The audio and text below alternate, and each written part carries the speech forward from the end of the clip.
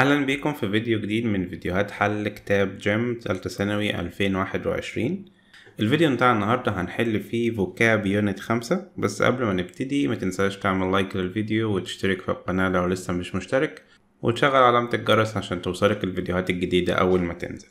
يلا نبتدي مع بعض على طول. أولنا صفحة 159 بيقول The companies not show that we made a good profit this year. ايه اللي بيظهر لنا البروفيت اللي هو المكسب او الخسارة او ايا كان؟ الحاجات دي بتظهر في الحسابات. يبقى the company's accounts اللي هو الحسابات بتاعة الشركة. The young man is trying to earn a living يعني يكسب قوت عيشه as a designer working with many publishers. بيشتغل مع publishers مختلفين، يبقى هو مش تبع شركة معينة، هو freelance designer. Doctors say that not exercise is important for good health. عايز يوصف الاكسرسايز، يوصفها بأن هي منتظمة. regular exercise يعني التدريب المنتظم اللي هو على طول، مش مرة ونغيب 10، لأ، المنتظم ده كويس ومهم للصحة. It's believed that tiredness and worry are two of the most common symptoms of not. tiredness اللي هو الإرهاق، والworry اللي هو القلق، وsymptoms يعني أعراض.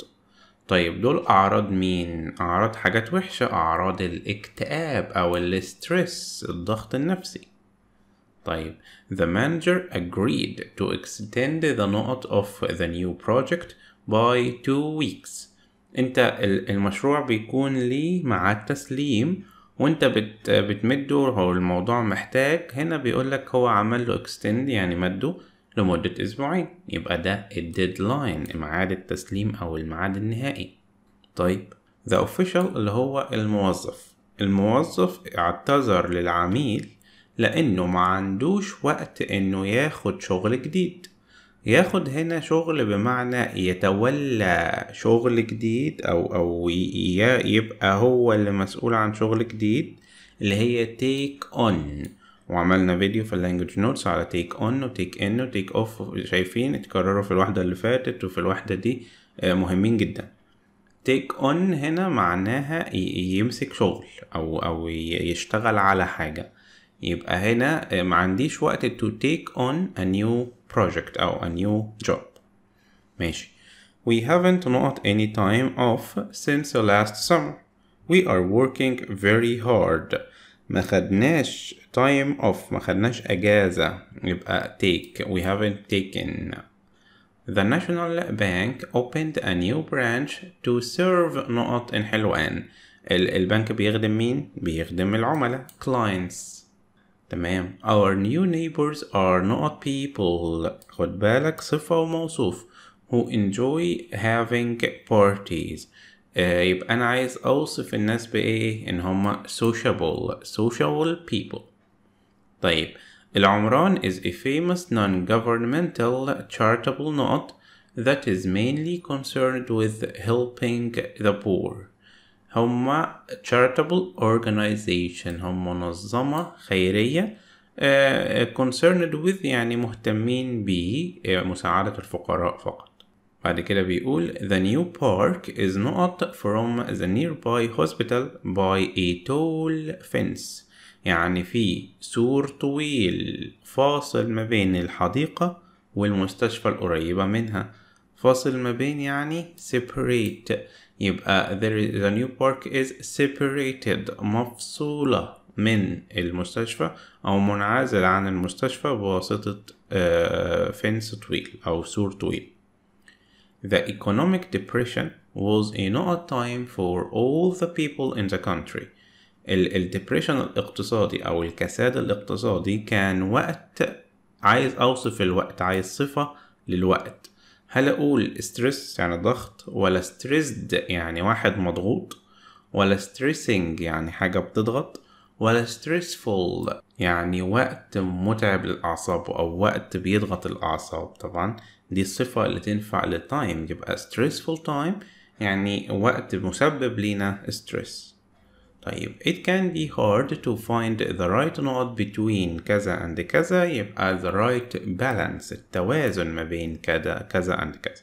The computer programmer has the difficult note of organizing the information.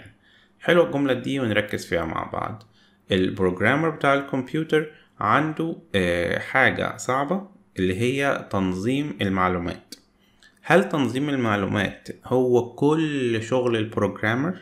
لا، البروجرامر بيعمل برامج وبيبرمج برامج، يبقى تنظيم المعلومات دي حاجة من الحاجات اللي وراه أو مهمة من المهمات اللي في شغله، يبقى هي عبارة عن difficult task، مش كل الشغل بتاعه. خلاص، هو مش work ومش job، هو task، مهمة واحدة من المهمات، ومجرد ما بيخلصها بيكمل شغله التاني. تمام. Most new parents complain about not of sleep because of their babies.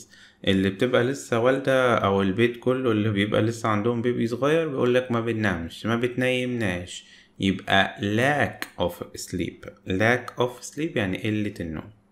Experts believe that we should try to limit the children's use of social media. Some of them are harmful. احنا لازم نقلل او نحد من استخدام الاطفال للسوشيال ميديا، يبقى limit يحد او يقلل.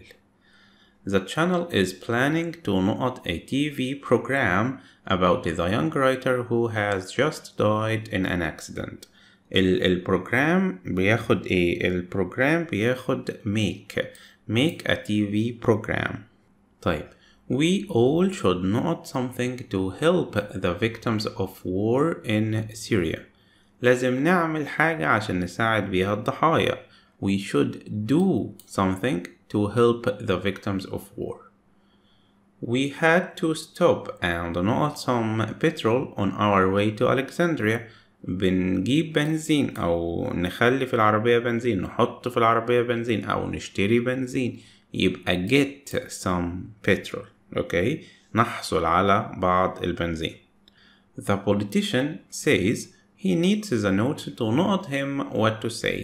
يعني ايه النوتس دي؟ اللي هي الملحوظات اللي بتبقى مكتوبة في ورقة قدام البوليتيشن، الراجل السياسي اللي بيتكلم مثلا في مؤتمر أو حاجة، فبيقول أنا محتاج النوتس دي علشان تفكرني، يبقى to remind him what to say. remind يعني يذكر، يعني خليه يفتكر هيقول ايه. The footballer had an ankle injury during this week, so he can't play the next match. أثناء التمرين بتاع الأسبوع ده هو حصل له إصابة فما يقدرش يلعب الأسبوع الجاي. during training اللي هو التمرين بتاع الماتش أو التمرين على لعبة معينة، تدريب عليها يعني. أوكي، يبقى training. Experts say that you can have some health problems if you don't have enough physical exercise. لو انت ما بتعملش exercise كتير كده ممكن يبقى عندك بعض المشاكل الصحية. طيب ايه الفرق بين exercise و training؟ سريعا، هنا exercise بمعنى تمرين للجسم او نشاط او حاجة بتتعمل، اما التريننج فهو بيستعمل غالبا مع الرياضات المختلفة بمعنى التدريب على الرياضة training. اوكي، او التدريب على اي حاجة بيبقى اسمها training، حتى لو بتتدرب في شغل مثلا. اوكي، ما اسمهاش exercise. وان شاء الله هيبقى لهم فيديو لوحدهم في اللانجوج نوتس الفرق بين train و exercise وكده. طيب، the patient not from the severe side effects of the treatment but there is no other way. طيب، البيشنت المريض والأعراض الجانبية الشديدة severe بتاعة الدواء، ولكن للأسف مفيش طريقة تاني، يعني هو مضطر يستحمل السايد افكتس دي أو الآثار الجانبية دي، يبقى هو suffers from يعاني من severe side effects، ولكن ما عندناش حل تاني للأسف، لازم يستحمله. طيب، the homeless boy not cold and completely miserable living in the street. سيبك من completely خالص زيادة، يعني ممكن تقول الولد الهوملس المشرد بيعمل ايه للكولد والليفينج الميزرابل، يعني العيشة البائسة بتاعة الشارع؟ هو بيعاني من الاتنين، بيعاني من البرد، الدنيا برد حواليه، وانه هو عايش عيشة بائسة في الشارع من غير بيت.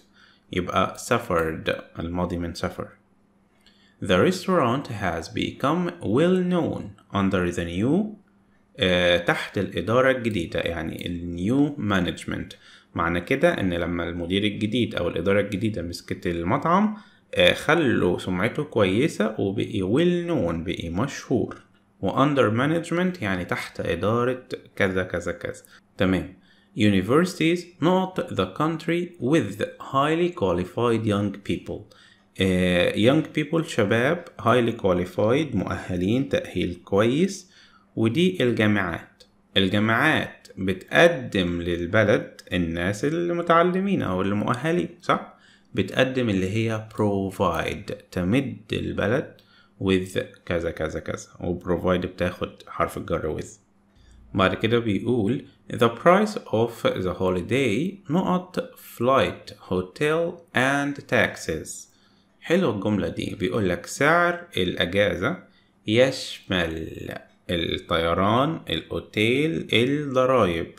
شرحنا مع بعض include و contain كذا مرة قبل كده، أفكركم بيها بسرعة. include يعني يتضمن أو يشمل، وده بيجي مع الحاجات اللي مش ممسوكة في ايدك أو مش حاجات المادية اللي محطوطة في شيء، على عكس contain يعني حاجة مادية بتحتوي على أشياء. يعني bag contain pens، لكن list includes names مثلا. receipt فاتورة أو bill فاتورة includes الفلايت، الهوتيل، التاكسز. يعني الأسعار اللي مدفوعة دي أو الأسعار اللي مكتوبة تشمل الطيران، تشمل الفندق، تشمل الضرايب. عايز يقول أنا دفعت مبلغ وبرضه المبلغ ده شامل كذا كذا، زيها زي الفاتورة، هي زيها زي المثال بتاعنا ده كمان، إن الأجازة سعرها يشمل كذا كذا كذا include، مش contain. مش السعر تفتح 50 جنيه تلاقي جواها الهوتيل، لأ، انت بالسعر ده بتشمل كذا وكذا وكذا. ماشي. I'm sure that my father won't not me go to Luxor and Aswan alone. الحل هما كلهم نفس المعنى، بس الحل كله في ان في مفعول به وبعده مصدر. هل won't license me؟ لا، هو اللايسنس دي الوحيدة اللي معناها غلط.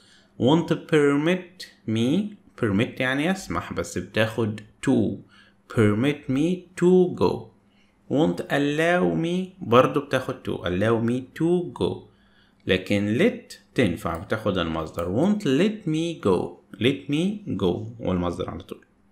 All hotel guests are asked to give their names, addresses and occupations. وده تقريبا نفس المثال أو قريب منه جدا اللي احنا استعملناه واحنا بنشرح في الفرق بين occupation و job و work في الفيديو بتاع language notes اللي هنا على القناة اللي ظهر عندك على الكارد ده. لو ما بتتفرجش على لستة اللانجوج نوتس دي فانت فايتك حاجات كتير وبتلخبط، فمهم قوي تشوفه وتعرف الفرق بين الكلمات دي عشان هيسهل عليك الحل جدا. طيب، a journey on the underground not at least 3 pounds. الرحلة في الاندرجراوند اللي هو المترو بتكلف على الأقل 3 جنيه، يبقى costs at least 3 pounds.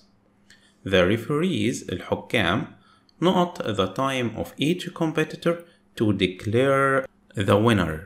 طيب الحكام عملوا ايه للوقت بتاع كل منافس عشان يعلنوا مين فيهم الفايز؟ هل recorded سجلوا الوقت، ولا وضعوا الوقت، ولا كسروا الوقت، ولا تكلموا الوقت؟ هما دي متسابقين 2، وكل متسابق بيعمل حاجة وبيحسبوا له الوقت بتاعه عشان يشوفوا اللي خلص أسرع مثلا هو اللي يكسب.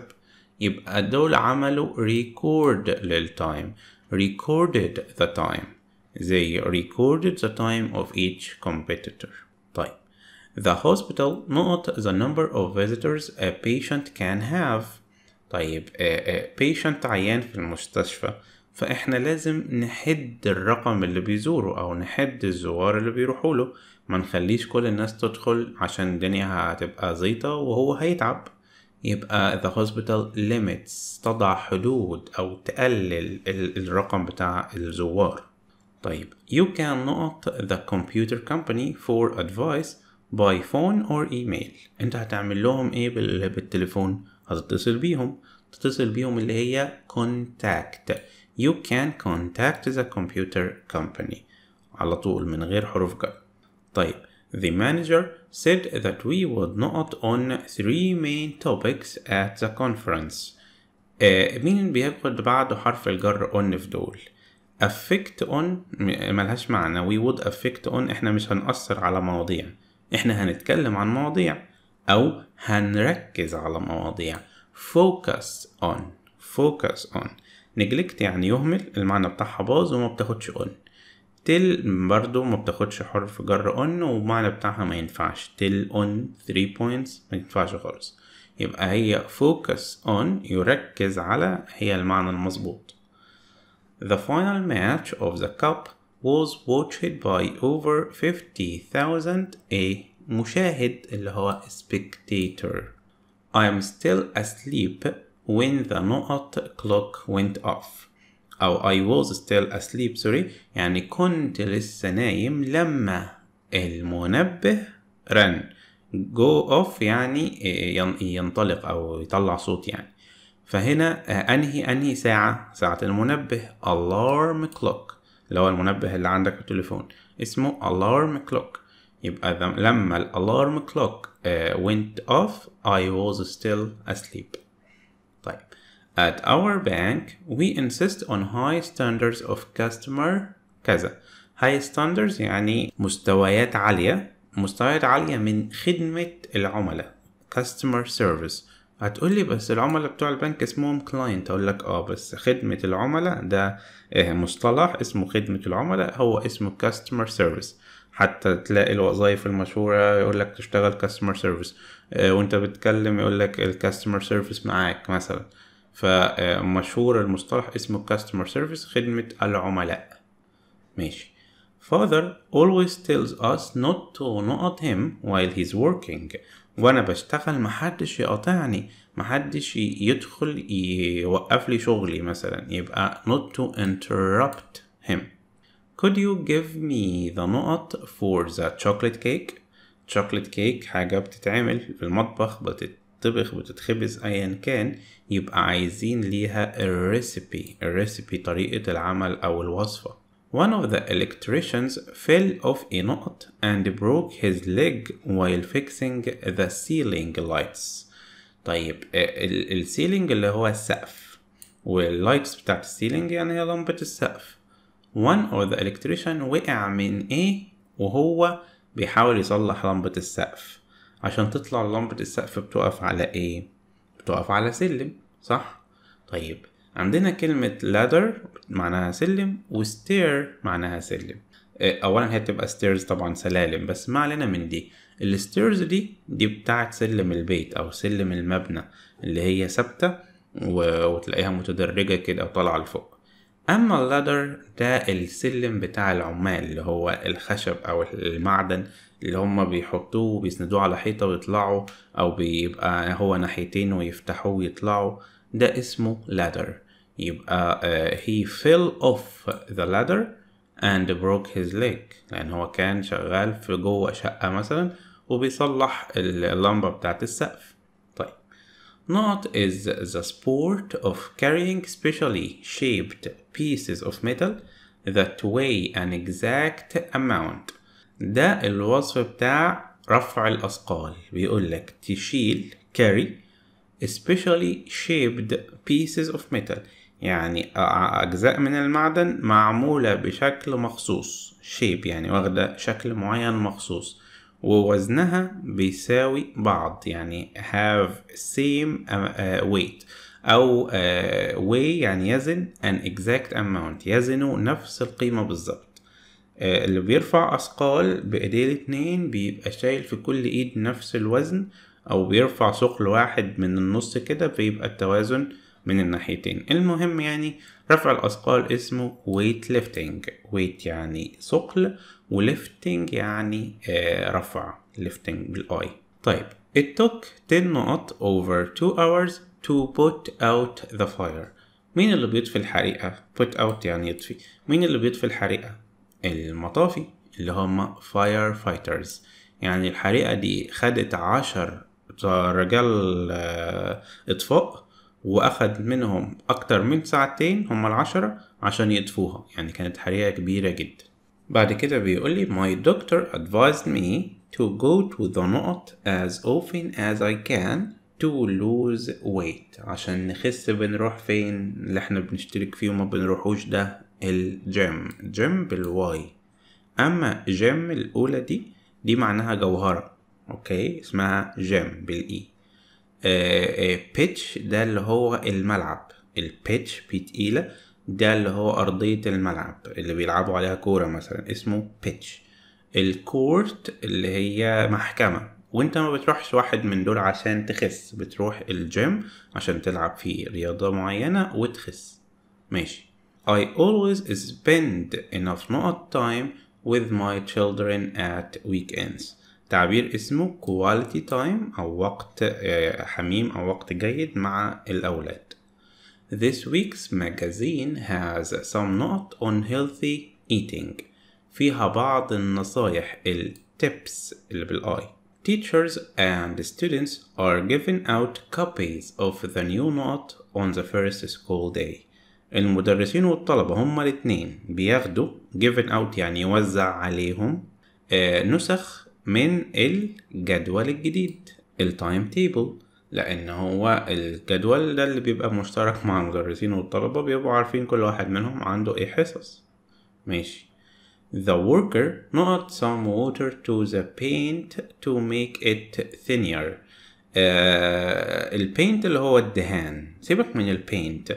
تخيل انت مثلا عندك مثلا لبن مثلا، ورحت حطيت عليه مية فبقي كده أخف، بقي thinner يعني أرفع. طيب بنعمل نفس الحركة مع الدهان عشان نخففه، الدهان يبقى أخف، يبقى thinner، يبقى هو ضاف مية added water to the paint to make it thinner. One of the advantages of this job is the not working hours. الجملة دي في الريدنج بيقولك من فوائد أو من الحاجات الكويسة في الشغلانة دي هو flexible working hours، يعني ساعات العمل المرنة اللي ممكن تتغير. World نقط are honored for winning medals in the Olympic Games. مين اللي بيلعبوا في الأولمبيك جيمز؟ دول اللي هم الأثليتس اللي هم لاعبي ألعاب القوى. ماشي. The note of this dictionary is to help Chinese students who learn English. يبقى قاموس بيساعد الطلبة، يبقى ده الغرض من القاموس أو الفايدة من القاموس أو الهدف من القاموس هو مساعدة الطلبة، صح؟ يبقى the purpose اللي هو الغرض، لكن conclusion الخاتمة ولا الكفر الغلاف ولا result النتيجة، لا خالص. هو عايز يقول لك معمول ليه القاموس ده؟ عشان يساعد الناس الصينيين يتعلموا انجليزي، بس ده الهدف منه، ده البيربز منه. We all note the way our neighbor has brought up the children very well. مادام هو ربى الولاد very well كويس جدا، يبقى احنا الطريقة عجبانا لان احنا بنقول عليها very well. يبقى we all admire the way، كلنا بنحب الطريقة لان هو رباهم كويس. ولو تاخد بالك التلاتة التانيين كلهم يدوا نفس المعنى. oppose يعني نعارض، hate يعني نكره، و disapprove يعني نعارض او مش موافقين على اللي بيحصل. فكلهم تقريبا نفس المعنى، ما ينفعش اختار واحدة والباقيين لا. لكن المعنى بتاع الجملة هنا عايز يقول ان انا بحب الحاجة دي او بنحب الطريقة دي، يبقى admire. The noun harmony is a synonym to the noun. طيب harmony يعني تجانس او توازن، حاجات ماشية مع بعض كده في harmony، يبقى ده زيها زي البالانس التوازن، نفس المعنى.